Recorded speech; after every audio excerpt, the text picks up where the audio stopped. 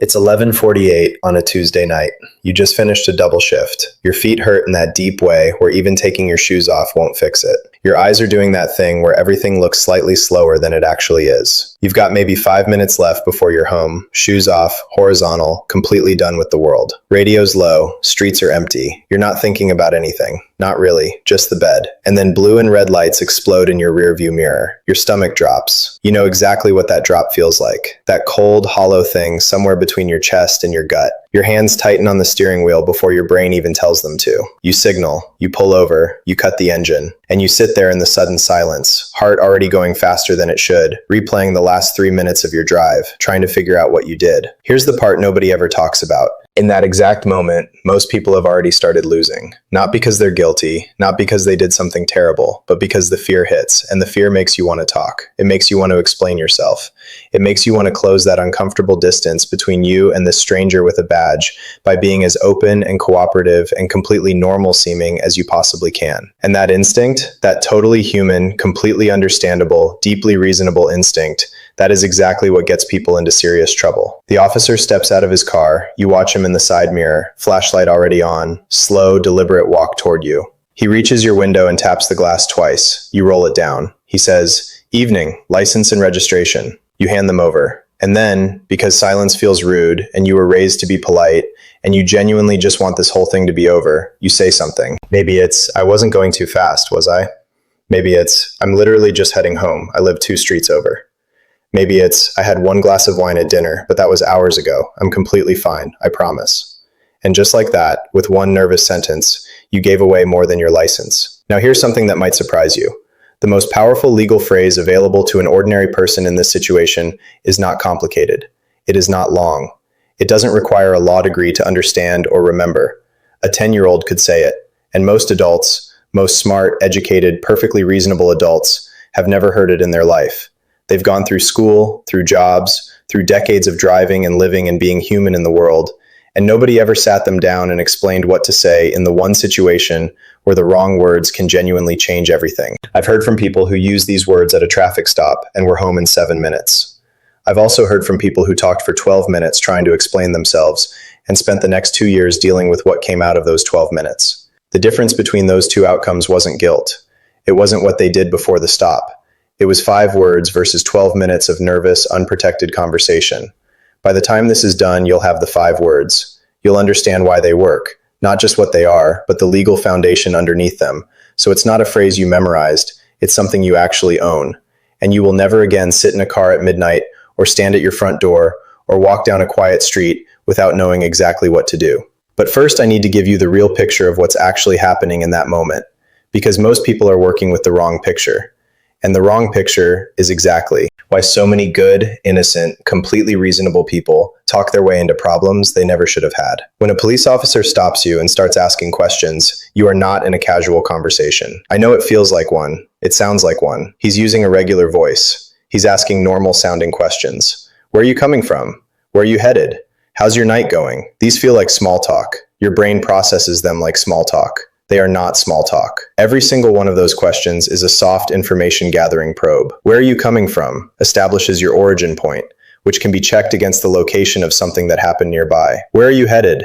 Establishes your destination. How's your night going? Is an opener specifically designed to get you comfortable, get you talking, and lower your guard before the questions that actually matter start coming. You are not having a casual conversation. You are being interviewed by someone who has done this thousands of times. Someone with specific training built around the psychology of how people communicate under pressure. Someone who knows exactly how to make you feel like openness and safety are the same thing. And you're sitting in a car at midnight with a flashlight in your face. Think about who actually has the advantage in that moment. And look, this is not about cops being the enemy. That is genuinely not what this is. The vast majority of officers are doing a difficult job that most people wouldn't want for any salary. But the system they operate inside is built to gather information. And gathering information means getting people to talk. And getting people to talk means using methods that work precisely because you don't know they're being used on you. Here's what happens to everything you say once you say it. You speak to help yourself. You speak to seem like a normal, cooperative, reasonable human being. But every word you give goes into a filter designed to build a legal case. The things you say that clear you, those often don't make it into the report. The things you say that implicate you, even by accident, even completely out of context, those absolutely do. Any defense attorney will tell you this within 5 minutes of meeting a new client. The first question is almost always, "What did you tell them?" And the answer is almost always some version of, "I just tried to explain myself." And the attorney nods, slowly, not because it's surprising, because they've heard it 1,000 times. Because explaining yourself feels like the right move. Your whole life, honesty has been the correct call. Transparency has been the virtue. If you have nothing to hide, there's nothing to fear. Except that logic doesn't automatically apply here. The Fifth Amendment of the United States Constitution gives you the right to remain silent. And here's the part most people don't fully absorb. That right doesn't only exist when you're under arrest. It doesn't only exist in an interrogation room. It applies from the moment you are interacting with law enforcement in any official capacity. A traffic stop counts. A knock at your front door counts. Someone saying, "Hey, can I talk to you for a second?" on a public sidewalk counts. You have the right to say nothing. And in many situations, speaking extensively without legal counsel can create unnecessary risk, even when your intentions are completely honest and your conscience is completely clear. Okay, the 5 words. I am invoking my rights. That's it. 5 words. Simple, legally grounded, calm. Not a dramatic declaration, not a confrontation, not something that turns the moment into a standoff. Just 5 words, said quietly, said politely, and then nothing else. These words do several things at once. First, they assert your constitutional protections clearly on the record. Second, they create a documented moment. If there's a dash cam, a body cam, your own phone recording, there is now a clear timestamp on the moment you asserted your rights, and that timestamp matters if things ever get serious. Third, they change the psychological dynamic of the encounter. Officers are trained to read people, and someone who knows their rights and can state them without visible panic is treated differently from someone who is clearly confused and scared. And here's something important to understand about these words. Invoking your rights is constitutionally protected and generally cannot be treated as an admission of guilt. You are exercising a legal protection that exists specifically for moments exactly like this one. Now, knowing the phrase is the foundation, but what separates the people who stay protected from the people who don't isn't just whether they know it, it's whether they know the specific moves that are designed to make them forget it. Because there is a playbook, a real one, and you need to know what's inside it. The most common move, the one that works on almost everybody, is what I'd call the friendly opener. The officer walks up relaxed. Maybe he smiles slightly, leans against the car like your old friends. "So where are you coming from tonight? What are you up to? You from around here?" It feels casual. It feels like 2 people just talking. Your brain immediately starts generating social responses because that is literally what brains are built to do. That's the moment, right there. That's where most people step away from the phrase and into territory they don't control. Right behind the friendly opener comes the silence move. You've handed over your documents. Maybe you've said your 5 words once, and then the officer just stands there, looking at you, quiet. And your brain, which experiences silence as a gap that needs filling, starts pushing you to say something, anything. "I'm just coming from work. I honestly don't know why you stopped me. Is this going to take long?" Every one of those sentences is more than you needed to give, and the officer never had to ask a single question. He just waited. The counter to this is almost uncomfortably simple. Breathe. Look straight ahead. Let the silence be there. You are not required to fill it. Silence alone usually creates far fewer legal complications than unnecessary statements made under pressure. Then there's the leniency suggestion. "Look, I'm going to be straight with you. If you just tell me what happened tonight, this can go a lot easier for you." There's a promise embedded in that sentence. Cooperation now, leniency later. And when you're scared and exhausted and want the situation over, "This can go easier for you" sounds like the exit door. Here's the important legal reality. An officer on the street cannot legally promise you leniency. Only prosecutors have charging discretion. Only judges have sentencing authority. That statement, however sincere it sounds, is not a legal offer. What it often means in practice is that if you talk, the path forward becomes simpler for the other side. The phrase is built to get you talking, and it works constantly. On good people, on smart people, on people who had every reason to know better and simply didn't because nobody ever told them. Then there's the consent request. "You mind if I take a quick look in the trunk?" Hidden in that casual sentence is a consent request, not a command, not legal authority, just a question. And if you say yes, even a tired, "Sure, I've got nothing to hide," yes, you have legally consented to a search. Anything found is now usable. Most people agree because they think saying no makes them look guilty, but declining a search is a Fourth Amendment right. The correct response is simply, "Officer, I do not consent to a search." Not angry, not a big moment, just clear and respectful. And then there's the witness reframe, subtle and genuinely effective. "You're not in trouble. I just want to talk to you as a witness. Can you tell me what you saw?" The word witness drops your guard completely. You're a helper now, a good citizen. You start talking freely. But being called a witness doesn't change the legal status of your words. Everything you say can still become relevant if your account shifts, contradicts something, or accidentally connects you to something you didn't realize mattered. Your rights apply regardless of what label gets put on the conversation. Now the practical steps, because all of this only matters if you know exactly what to do when it's actually happening in front of you. Traffic stop, lights behind you, pull over smoothly and promptly, engine off, window halfway down, not all the way, just enough to talk clearly, hands visible on the steering wheel. You wait. Officer walks up and asks for license and registration. You say, "Yes, officer." You retrieve them calmly. You hand them over. That is the full extent of what you're required to do in that moment. No explanation, no destination, no backstory. He comes back. Questions start.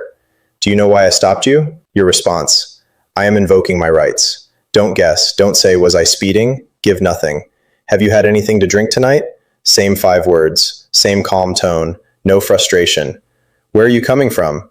Same response, every single time. "Mind if I look in your vehicle?" "Officer, I do not consent to a search." Your tone throughout stays identical. Quiet, steady, polite, cooperative body language. Always follow the officer's direct safety instructions immediately. Hands visible, no sudden movements. Announce what you're reaching for before you reach. You are not trying to win an argument on the side of the road. You are exercising a legal right in the most respectful way possible. Front door, late knock, officers standing outside. You are not required to open your door. Your home is the most constitutionally protected space in American law. A knock and talk, where officers simply knock hoping to speak with you, is generally a consensual encounter. You can speak through the door without opening it. Do you have a warrant? If yes, ask to see it.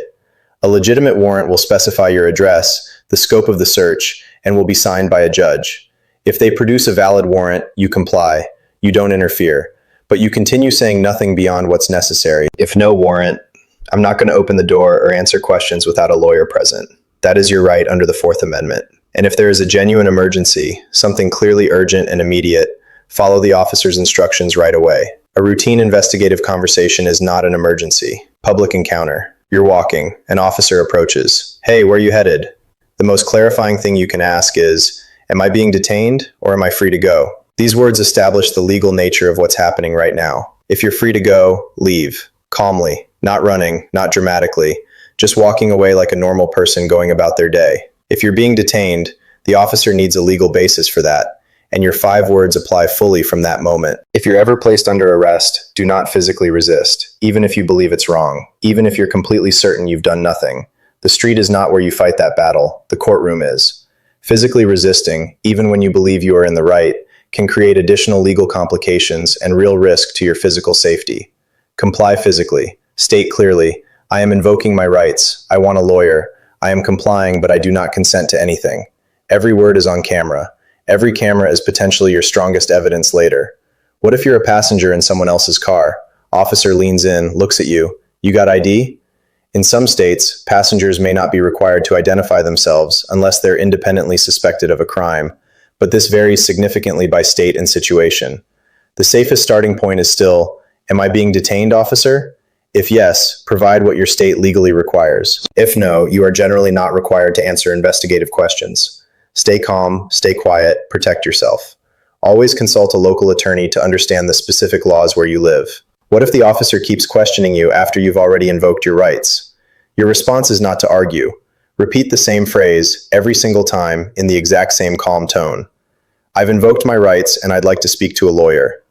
Over and over. Same words, same voice. It can feel uncomfortable. It can feel like nothing is working. But legally, every repetition is building a clear record. The moment you get frustrated and start explaining why you're not answering, you're back in the dialogue. Stay in the phrase. What about filming? In general, U.S. courts have recognized a First Amendment right to record police officers performing their duties in public, so long as you do not interfere with their work. Keep a calm, reasonable distance. Don't obstruct. Recording while staying clear. That is generally protected. Laws and specifics can vary by state and circumstance, so understanding your local rules matters here too. And think about this. If the officer's body cam is running, that camera is also your witness. A recording of you calmly stating your rights and behaving with complete composure is powerful evidence in your favor. The camera doesn't only capture what might be used against you, it captures what protects you too. Under 18, your rights are identical. The Fifth Amendment has no age requirement, and juvenile statements are often scrutinized more carefully by courts, especially when no parent or attorney was present during questioning. If you're under 18 and in any law enforcement encounter, your phrase is, "I want my parent and a lawyer before I answer any questions." Say it clearly. Say it every time it's needed. In a stop and identify state, about half of US states have statutes that require you to provide your name when lawfully detained. If that applies where you live, you give your name. That is generally the legal minimum in those states. Everything beyond your name is still protected. Name first, then immediately. I am invoking my rights and have nothing further to say. Always verify the specific laws in your state because these rules vary, and knowing your local law is part of protecting yourself properly. Here are the phrases. Say them out loud right now if you can. I am invoking my rights. Use when questioned about anything beyond required identification.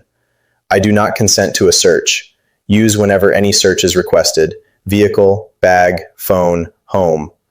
Am I being detained or am I free to go? Use to clarify what kind of encounter you're in. I would like to speak to a lawyer.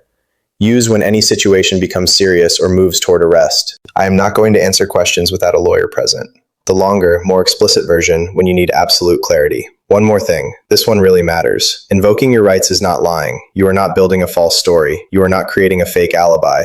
You are declining to provide information, which is your constitutional right. Never lie to law enforcement, and especially never lie to federal officers, where making a false statement is itself a federal crime. Never lie in any sworn context. Never. Silence is not a lie. I am invoking my rights is not a lie. It is the most honest, most legally grounded thing you can say. It is you using the law exactly the way it was designed to be used. Here's what I want you to do tonight. Not tomorrow, tonight. Say these phrases out loud. Not in your head, actually out loud. In your car, in your bathroom mirror, wherever feels natural. I am invoking my rights. I do not consent to a search. Am I being detained or am I free to go? Say them until they feel like yours. Until they don't feel strange or heavy in your mouth. Until saying them feels as natural as giving your name. Because everything in this sounds easy right now, sitting here watching a screen. The real test is midnight, flashing lights, a flashlight in your face. Someone with a badge asking questions while your heart is already going faster than it should. That is when rehearsal matters most, because pressure changes the way people think and respond. And the only knowledge that survives pressure is knowledge you've actually practiced, not just read. Many serious legal situations begin with people talking more than they legally needed to. Not people who were hiding something, not people with bad intentions. Just people who got nervous and started filling silence with words they didn't have to say. People who never had anyone sit down with them and explain exactly this. Now you have it. And before this ends, I want to be honest with you about something.